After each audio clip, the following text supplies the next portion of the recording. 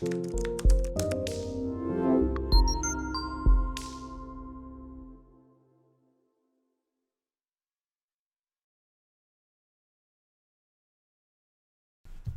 hey guys, this is Bruce, and I'm going to tell you about a information security consultant job in Plano, Texas. Before we start, you should know that I have a course for getting into cybersecurity, making up to six figures, and remote work. I've got some other courses coming down the pipe too. If you're interested in this or other courses, go check out this link here that's scrolling across the screen, and let's get into this. All right, so we're talking about an information security consultant job in Plano, Texas. I'll have all the contact information below for you if you're actually interested in getting this particular job. I do this for two different reasons. So this is for noobs, people who are trying to get into the field and want to know like more about what the industry looks like and what kind of things that employers want from you as a new person or getting into cybersecurity. Like, what does the market look like, right, for noobs? Another reason I do is for people who are actually looking for a job. They typed in information security consultant in Plano, Texas, and my face popped up, and this is an opportunity for you to actually apply for this job. Now, even if you're doing this a year, 2 years later, these jobs, like the roles, like roll out in and out all the time. So if it's like something that really fits you, you might want to still check it out. All right, so this job is coming from Insigma Inc. And they say, hey, please check out the job description and let me know if you're interested. Okay, hopefully they have a decent job description. Sometimes they do not. All the contact information will be in the description below. Okay, visas. Now here's a good one. All visas, any kind of visa that you have, that's good. So sometimes they say, we only want you if you're an American citizen. So right now they're saying, look, if you have a visa, we'll consider it. Job description.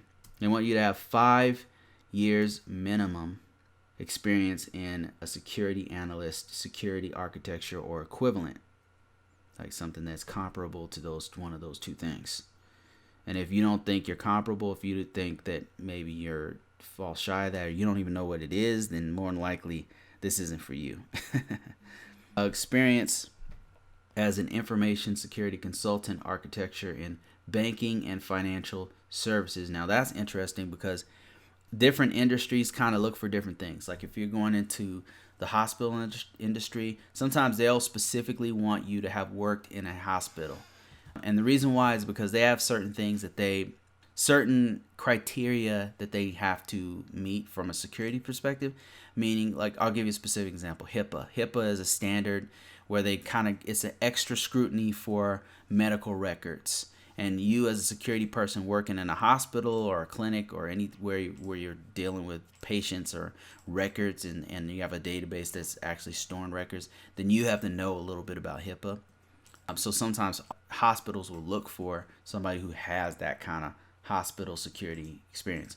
So another industry, I'll give you a specific real world example. Like recently I was looking for a job and I was looking for, I just happened to come across it. I won't say the name of the company, but it was a company that did SCADA and they critical infrastructures for like large scale infrastructure projects, like for the grid, for like the electrical grid, stuff like that. So this company contacted me as a private company that do work for state and local governments.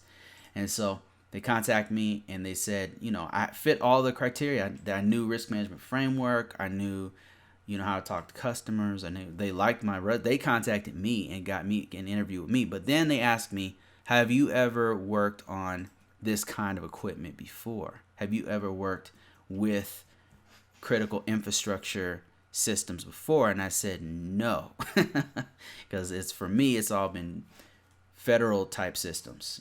I've never done those kind of systems before. Just never have. But I explained to them and said, but a system's a system. As long as if it has a network interface card, if it's connected to a network, if it has a CPU, if it has RAM, then I can pretty much can understand what's going on. If it connects to a router, if it connects to a switch, if it connects to a server, I can pretty much figure out what's going on. It's just risk management framework. I don't have to know that specific stuff. And if you have other controls, we can add those in.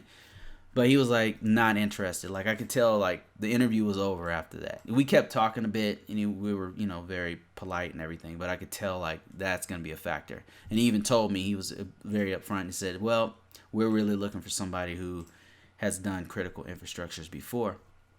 And that was the end. So a lot of times these industries, like these guys are financial, so banking and financial is what they want experience in, not only security consulting, but also in the banking and financial industry. And that the reason why is because they have extra things that they have to do as a financial institution that health might not do. That said, you could still call them. Like if you feel like this is something that this is right down your alley, you should still call them and say, hey, do the interview. It doesn't hurt to try.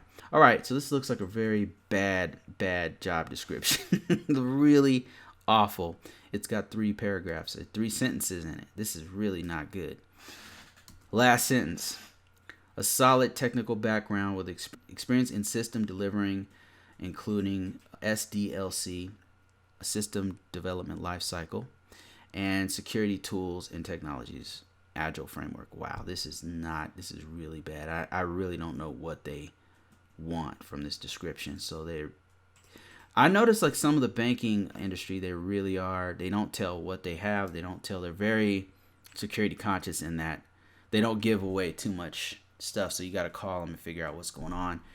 So, and they'll tell you once you get in the interview, they'll loosen up and tell you, hey, this is what we actually need. Here's a better job description and stuff like that. I just noticed like a couple banks I talked to that I was trying to get a job for, that's what they did. All right, that's it for this one. There's really not a lot going on with this. If you're interested, I'll put all the description below. If you're interested in knowing more about how I'm able to get all these people contacting me I get these about once a day. And I get tons of people calling me to the point where it's getting annoying. And I share these things with you guys. But if you want to know how I'm able to do this, check out my course, man. One's $30. Well, I'm not sure if it's going to remain $30. Be honest with you, one's $50. And again, what I do is I continuously put new information when I find stuff that I can't put on YouTube. It's too personal, or there's certain things that I don't want to put on YouTube, so I put it on there. So that is where you'll see this kind of stuff on my course, that on this little thing that's scrolling across. And like I said, it's free to sign up, and I'll start putting more free stuff out there. All right, that's it, guys. Talk to you next time.